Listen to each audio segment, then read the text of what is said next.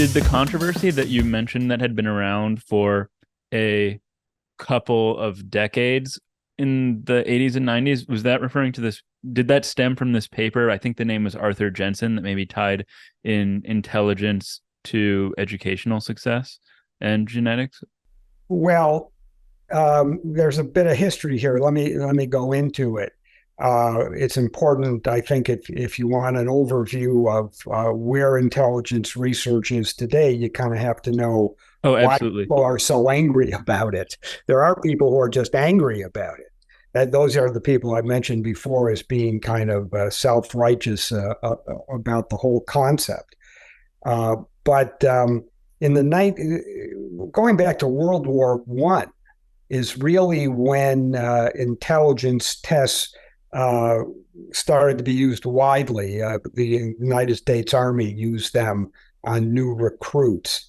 And way back at that time, in the early part of the 20th century, there were average group differences in scores. So this has been observed ever since. And there's not too much controversy about the existence of these average group differences, except for what causes them. And that's very controversial.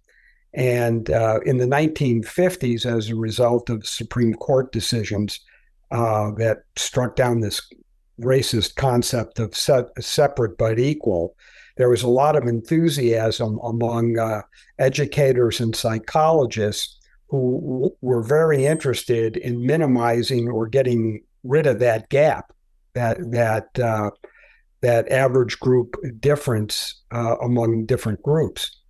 And they thought the way to do this was to compensate for unequal educational opportunities. And they thought that by having early childhood education to compensate for the lack of educational opportunities, this would essentially eliminate those average group differences. And a number of demonstration projects were funded by the federal government to see if, in fact, you could boost IQ scores by having young children in these educational programs done about very young children. And some of the early demonstration projects showed remarkable success in terms of raising IQ scores by 10 or 15 points. That's a lot, and that's significant. And people were very encouraged by this. And the Harvard Educational Review asked an educational psychologist named Arthur Jensen at UC Berkeley to review these projects, which he did in the paper that has become infamous, was published in 1969. And the opening sentence is words to the effect that we have tried compensatory education and it has failed. And he then went through each of these demonstration projects and pointed out that the fantastic results they were reporting were really artifacts of very bad research design or mismeasurement, or there were just a lot of problems with these studies.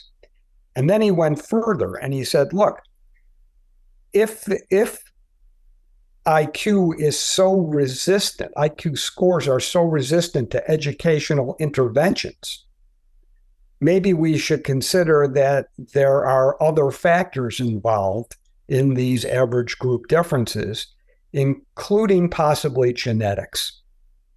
And people really reacted negatively to that implication that some groups were genetically going to score lower or higher than other groups. It was an incendiary comment. And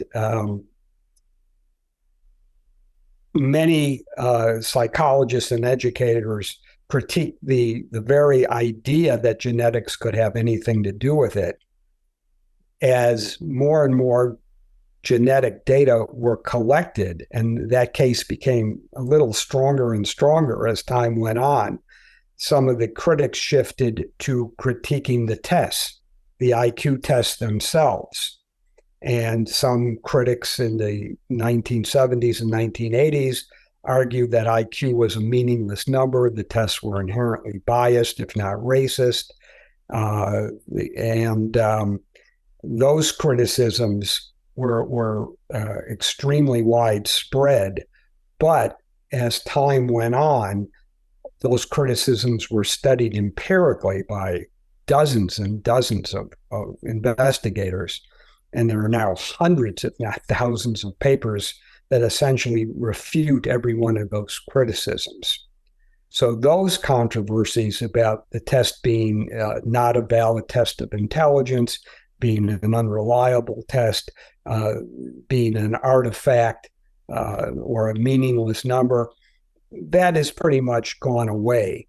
And now a more sophisticated set of criticisms that are, realistic criticism and skepticism are how do you determine what genes are involved, what those genes do, how do those gene expressions interact with non-genetic factors like environment, random chance. There are a lot of factors involved in individual differences in intelligence and average group differences in intelligence.